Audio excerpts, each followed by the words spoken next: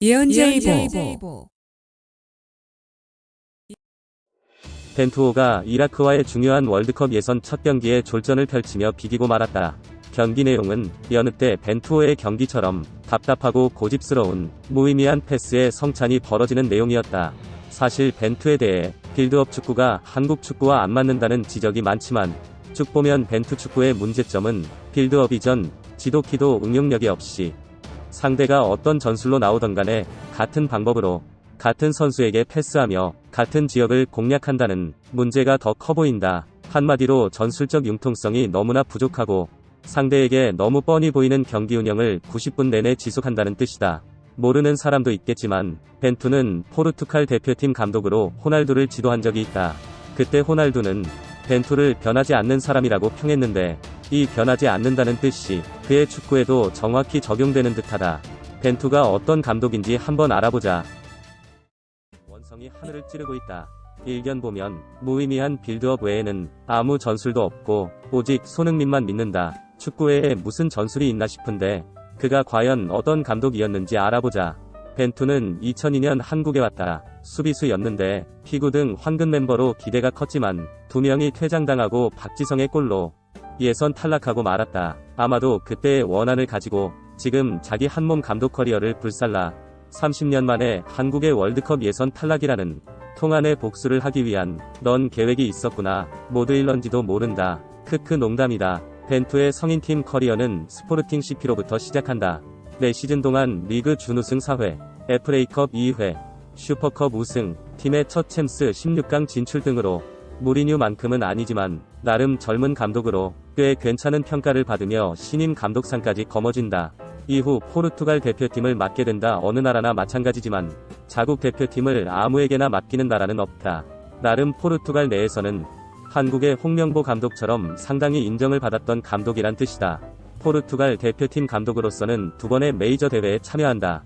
유로 2012에서는 4강에 진출했고 이후 월드컵에 진출, 예선 탈락한다. 이후 포르투갈 감독직을 내려놓고 그리스 명문 올림피아코스 감독으로 압도적인 70%의 승률로 리그 우승을 차지하지만 선수를 공개 비판하는 파문으로 감독직을 내려놓고 잠시 중국에 갔다 한국으로 오게 된 것이다. 쭉 보면 감독으로서의 경력은 나름 나쁘지 않다. 중국에서 실패했다고 비난받지만 중국에서는 리헐스나 허기도 실패했을 거라 확신하기 때문에 딱히 이를 흠집잡기는 벤투 입장에서 억울하다고 본다.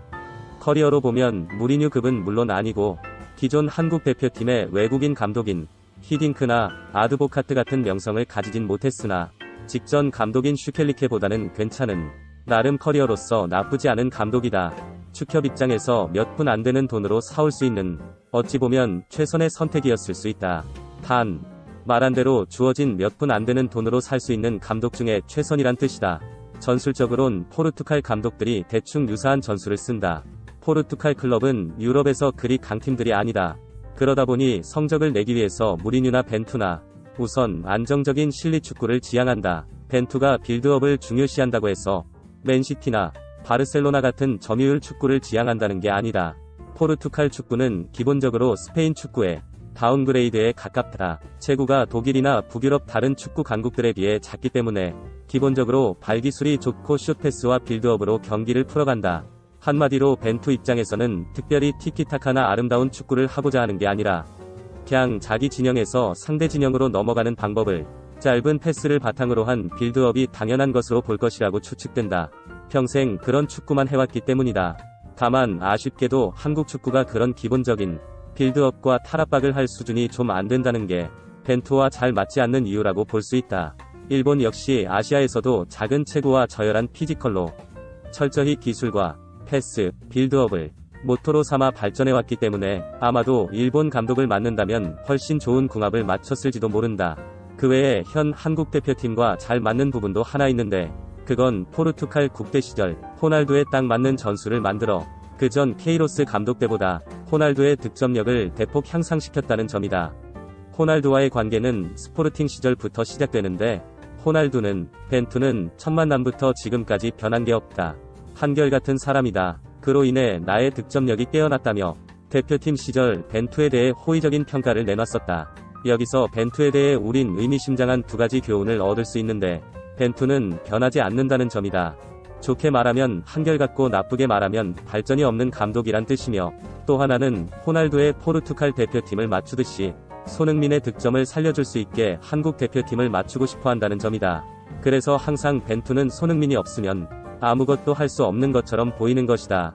이 부분은 나름 한국 대표팀과 사대가 잘 맞는다고 볼 수도 있다.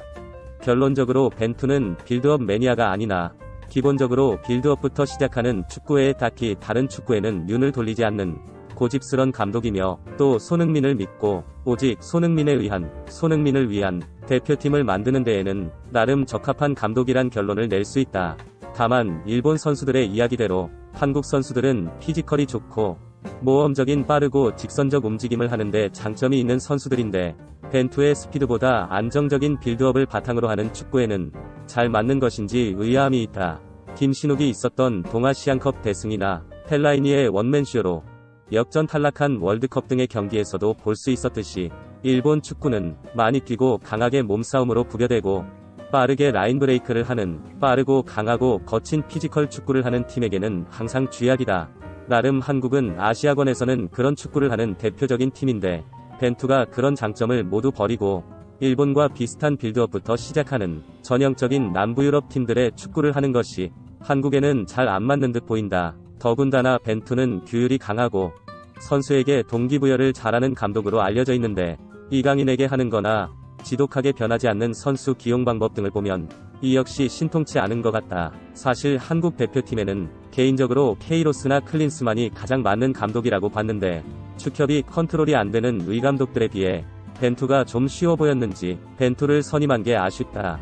솔직히 지금 같은 상황이면 벤투가 특별히 나쁜 감독이어서가 아니라 남부 유럽의 축구와는 한국이 사대가 전혀 맞지 않는 것 같아서 벤투를 바꾸고 그냥 이런 식으로 가다간 어쩌면 36년 만에 처음으로 한국이 손흥민이라는 세계 10손가락에 들어가는 수준의 스타를 보유하고도 월드컵 예선 탈락하는 상황이 벌어지지 않으리라고 장담하기 어려워 보인다. 한 감독을 끝까지 믿고 월드컵까지 가본다는 것도 역시 의미 있는 일이나, 한 감독을 끝까지 고집, 독일, 브라질, 스페인, 아르헨티나에 이어 10회 연속 월드컵 진출이란 대기록의 문턱에서 탈락한다면 한국 축구의 불어올 후폭풍은 만만치 않을 것이다. 지금이라도 진지하게 벤투에 대해 교체를 검토해봐야 된다 생각하면 좋아요를, 월드컵 예선 탈락해도 좋다, 한번 끝까지 가보자 생각되면 싫어요를 눌러보자.